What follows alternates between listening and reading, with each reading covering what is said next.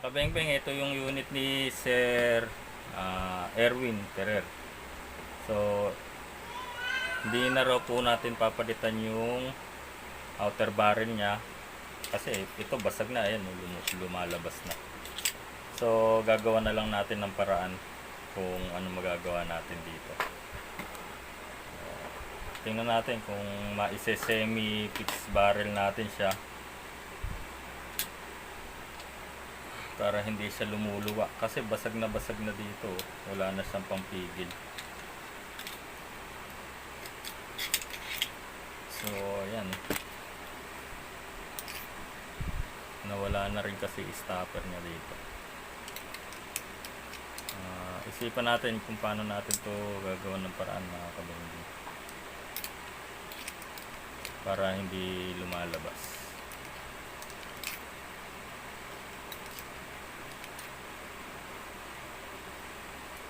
Basag din kasi itong ano niya, chamber niya. So ang nangyayari rito, naglalak lang siya dito. Pero yung sentro, ayan, umuugan lang siya. Gumagalaw-galaw. Kasi basag yung kawit niya dito. May kawit yan dito. Para nakapasok siya doon sa loob. Tapos ito, iisipan natin kung paano natin to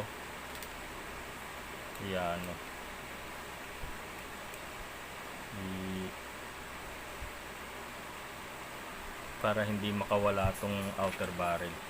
Kasi ganito yung sistema niyan, mga kabeng-beng, no? Yung outer barrel na stock kasi, itong stock na to, naglalocking system kasi yan dito sa slide. Kaya umaangat yan, yan, no? Pantay, di ba? Pantay. Tapos bumababa yan na ganun para maka-slide, tapos aangat ulit yan. So pag pinix barrel mo to, hindi to magi-slide kasi nakalock siya dito. Kailangan yan bumababa. Kaya yung mga naka-fix barrel, mas mababa ito, itong outer barrel na, at itong outer barrel na to, nakaganyan na siya. Yan, kaganyan. Hindi na siya pantay, para slide lang siya ng slide na ganun. Kahit anong gawin, may slide na lang siya na ganyan. Kasi yung fixed outer barrel, mga kabengbe, wala na yan. Wala na yung locking system niya na ganyan. Kumbaga, pantay siya, pantay. Mula dito sa guhit na to hanggang doon, pantay na yan. Mawawala na kasi to, itong nakausli na to. Kaya yung mga naka-fix barrel, ganun na lang siya ng ganun. Hindi na, ala na yung locking system niya na to. Kasi sa tunay na baril naman talaga, meron naman talagang ganyan. Naglalak talaga yung slide tsaka yung outer barrel. Yan, ganyan.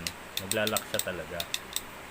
So, bumababa lang yan para mag-slide ang slider. Tapos babalik uli yan dyan sa tamang posisyon niya. So, ito, isipin natin. Kailangan naglalaro pa rin siya na ganyan. Kasi, ano lang to stock outer barrel pa rin kasi ito. Gagawin natin dito para hindi makawala. Kailangan naglalaro pa rin siya. Gumaganyan naman to sa loob. Yan.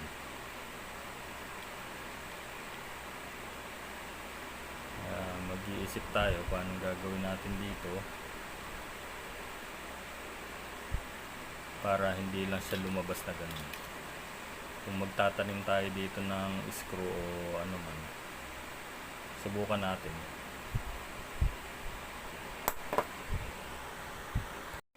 Yan nga, tingnan nyo, yung ginawa ni sir, nilagyan niya ng epoxy yung inner barrel niya.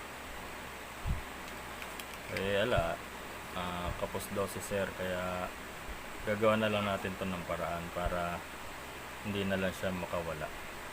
Okay, yun na lang ang ating solusyon dito. Bigyan natin ito mga kabengbeng para doon sa loob, para umipit siya doon sa loob. Kaya lang hanapin natin yung pwesto niya para lumalaro pa rin yung outer barrel para hindi umipit. So test natin, tapos tinanggalan natin yung ano dito, yung dinikit ni sir na epoxy. Yan, matibay na po yung outer barrel niya, ay inner barrel. Tapos yun yung nilagay natin dito sa ibabaw. Pasok na natin. Yan, hindi na lumuluwa-luwa yung ano niya, yung outer barrel. So testing natin dito, tignan natin na maging successful. Kailangan kasi to maganda pa rin ang play para makaka up down pa rin yung outer barrel. Yan yung ganyan, kita nyo, lumalaro-laro pa rin. Ang ano pa doon, parang naka fix outer barrel na rin siya kasi may nakayakap dun sa ayun. Okay na mga kabengbeng, ganda na play. Testingin natin ng puputok, walang gas. O ayan, testingin natin mga kabengbeng. Yun okay na mga kabengbeng, di na lumuluwa yung outer barrel. So yan sir Erwin, uuwi na po itong unit mo. Off, full auto. Okay, semi. Okay. So yan sir, kondisyon na medyo nakapix din yung outer barrel mo. Ayos na to. Naayos ko na rin, wala na yung pandikit na nilagay mo, yung epoxy. Okay na, pwede na po itong umuwi. Maraming salamat mga kabengbeng, mabuhay po tayong lahat.